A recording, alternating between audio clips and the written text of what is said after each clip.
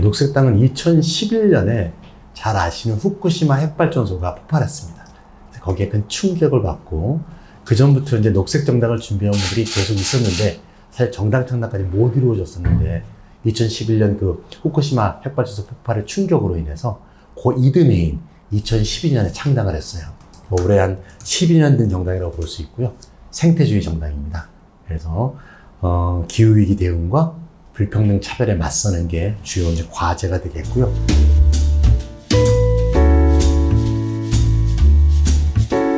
선거연합 정당은 우리나라에서 한 번도 진행이 된 적이 없습니다. 잘 아시다시피 항상 총선 전이 되면 여러 정당이 이합집산하는 경우가 많잖아요. 민주당만 보더라도 뭐 옛날에 민주통합당, 국민회의, 뭐 신민주, 뭐 이런 식으로 여러 번 통합들을 하지 않았습니까? 그래서 국민회의도 있었고, 그래서 이제 그런 식으로 통합 합당이 자주 이루어진 이유가 선거연합 정당을 만들기 굉장히 어렵게 정당법이 되어 있습니다. 예를 들자면 프랑스 같은 경우는 선거만 하면 항상 선거연합이 이루어지거든요. 그래서 예를 들면 가장 최근에 했던 선거에서 뉴프라는 이제 선거연합이 있는데 뉴프가 이제 원래 이름이 신생태사회인민연합이에요. 그래서 불굴의 프랑스, 녹색당, 공산당, 사회당 이렇게 연합을 해서 연합정당을 만드는데 그런 나라에서는 이 정당들이 모여서 우리는 연합정당 뉴프를 만든다. 앞으로 뉴프로 이번에 선거에 출마하겠다. 이게 정치 선언을 하면 뉴프가 그냥 등록이 돼요. 근데 우리나라는 정당법이 당 이름을 붙여서 선거에 나가려면 1000명 이상의 당원이 5개 지역에 존재해야 돼요.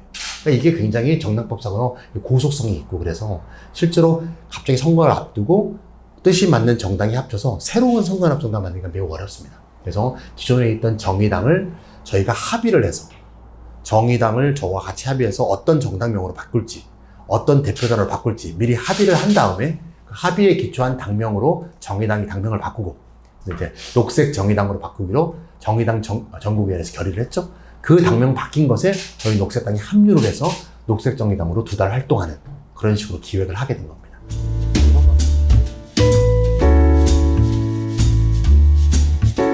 일단 위성정당이란 말은 위성이란 말은 예를 들면 지구가 있으면 달이 있지 않습니까? 달이 위성이려면 지구라는 본성이 있어야죠. 본성이 바깥에서 조종하고 있죠. 배후 조종. 쉽게 더불어시민당이나 미래한국당 생각하시면 됩니다. 미래한국당은 미래통합당이 바깥에서 조종하고 있죠. 그다음에 당시 더불어시민당은 더불어민주당이 바깥에서 조종하고 있습니다. 일단 조종하는 세력이 바깥에 있다는 거. 스스로는 자생성이 없다. 이게 제일 중요한 거고요. 저희 만드는 녹색정의당은 사실 녹색당과 정의당에 실제 본성이 다 가 있기 때문에 외부의 본성이 따로 있지 않습니다. 이게 이제 첫 번째 차이점, 가장 중요한 차이점이고요. 두 번째는 이제 이것도 굉장히 중요한 차이점인데, 과거에 이제 위성정당은 각각 지역구에서는 자기 정당을 내고 비례연합을 위해서 모인 비례연합정당이었죠. 비례명부만을 공유하는 건데, 이번에 선거연합정당은 지역구 비례명부를 다 같이 녹색정의당으로 정의당, 녹색당 다 그 명의로 나가게 되어 있습니다. 그래서 그것도 가장 큰 차이가 있고, 가장 큰 차이는 과거의 위성정당은 지역구에서 특혜를 보고 있는 거대 양당이 비례도 더 가져가려고 말하자면 비례성을 파괴하면서 등장한 것이고, 지금의 선거연합정당은 오히려 소수정당이 자기의 정당한 몫을 찾기 위해서 적극적인 연합을 하는 것이라는 점에서 큰 차이가 있습니다.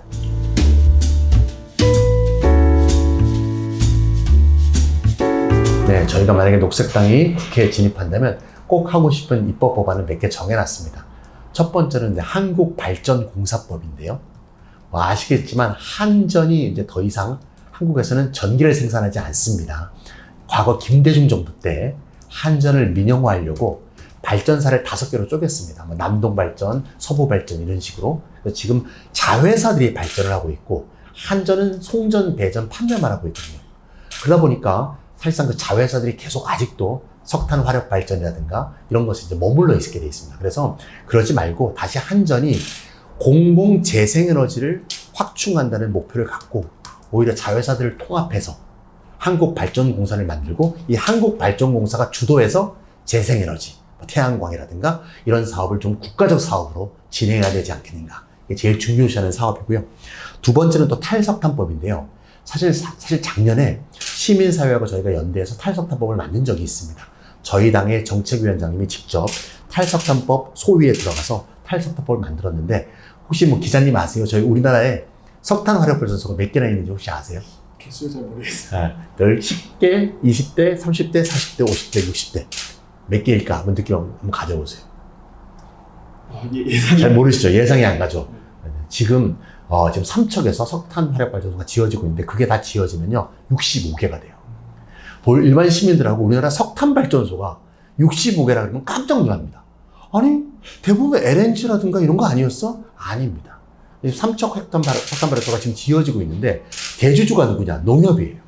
그러니까 국책은행에 돈이 들어가는 거죠. 민간 대주주는 누구냐? 포스코인데요. 포스코는 아시는지 모르겠지만 우리나라 탄소 배출 전체의 12%가 포스코 혼자 합니다. 그러니까 우리나라 탄소 배출의 12% 하는 기업이 석탄 발전소를 돈 벌려고 또 짓는 거예요. 그걸 국가가 지원하고 있고. 이런 것들이 있으면 안 되겠다. 그래서 이미 허가받아서 진행된 석탄 발전소로 하더라도 공중의 이에 크게 해가 된다면 이런 석탄 발전소를 철회할 수 있도록 하는 탈석탄법, 이걸 만들려고 하는 것도 중요한 법이고요. 하나만 더 말씀드리면 교통기본법입니다. 이게 오시면 보시겠지만 자동차 도로가 굉장히 많지 않습니까? 넓고.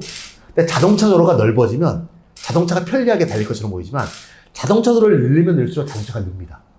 왜? 자동차가 가기가 편해지니까. 그럼 결국은 또 막히게 돼 있어요. 그래서 그걸 역설이라고 하는데요. 그래서 오히려 우리가 오늘도 기자회견인데 대자보라는 구호를 만들었습니다. 대자보. 대자보가 왜 이렇게 붙이는 게 대자보입니까? 이 대자보는 뭔가 하면 대중교통, 그 다음에 자전거, 도보, 합쳐서 대자보. 교통의 중심은 대자보를 중심으로 짜자. 사실 유럽에서는 독일이나 그런 나라는 이미 이렇게 변화되고 있거든요. 그래서 기본적으로 대중교통과 도보와 자전거 중심 도로를 만들고 자동차는 점점 덜 쓰게 만들어야 실제로 이 탄소 배출하고 있는 이 기후위기가 대응할 수 있다. 그래서 교통기본법을 만들려고 그러고 지금 서울시에서 오세훈 시장이 기후동행카드라고 65,000원짜리 카드 만들지 않았습니까?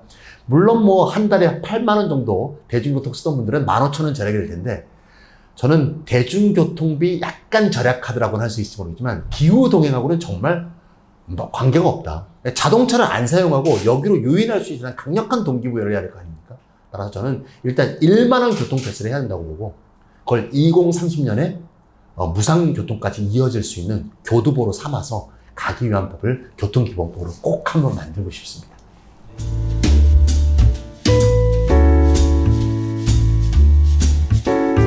일단 이제 작년에 민주노총 계획과 관계에서는 이제 저희 녹색당으로서는 이제 반대하게 된 어떤 내용들이 있는데 첫 번째 제안은 이제 민주노동당 같은 걸 다시 만드는 거였습니다.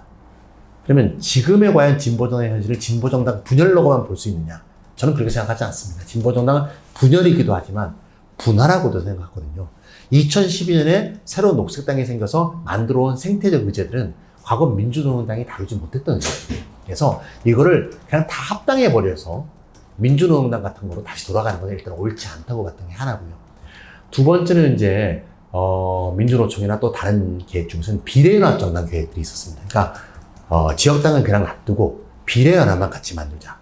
이것이 갖고 있는 장점도 물론 있을 겁니다.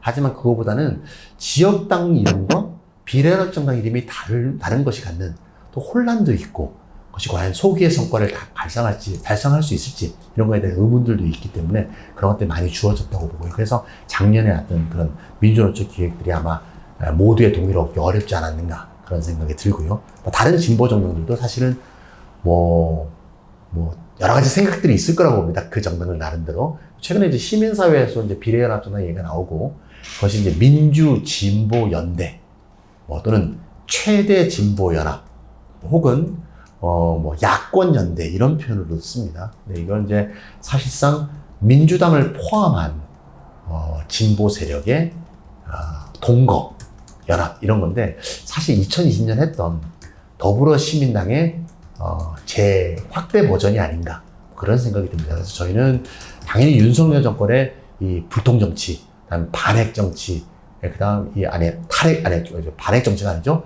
친핵정치, 그다음에 이 반민생 정치에 대해서 싸우긴 해야 되는데 이게 민주당이 총선에 승리하거나 민주당이 집권한다고 이 문제가 해결될 거라는 그런 환상으로부터 그걸 깨나가는 것도 정치 세력의 임무라고 봅니다. 그래서 저희는 사실 민주당 정권 때도 가덕도 신공항이 채택이 됐고 강원도 특별법이 다 민주당 의원들이 주도해서 만든 것인데 이런 문제에 대한 문제의식도 잘 갖고 있거든요. 따라서 오히려 거대 양당 체제로부터 독립된 정치 세력을 만드는 것도 이 2024년 현재는 굉장히 큰 의미를 갖고 있다. 저는 그렇게 생각합니다. 잠깐, 여기를 눌러주세요. 구독과 좋아요를 눌러주시는 분들에게 건강과 행운 장수를 기원합니다.